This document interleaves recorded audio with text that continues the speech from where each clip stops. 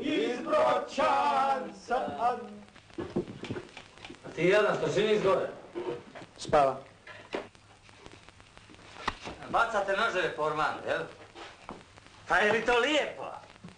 Je li to ponašanje prema društvenoj imovini?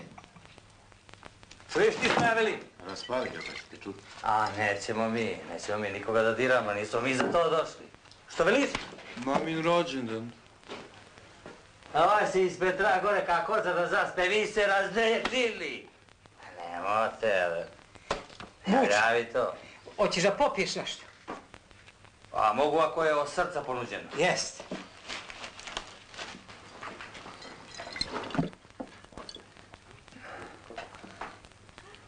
Neću više da čujem ni čut. Da zapevamo oj djevojko. Zapjevaj me onu da je meni lale moje leci umrijeti. Da je...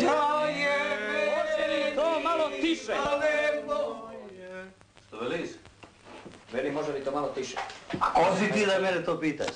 Završili ste svoj posao, idemo na spavanje, gasi svjetlo. A znaš li ti jedan da smo mi ovdje za red zaduženi? Ovdje je sve u redu, samo vi da izađete.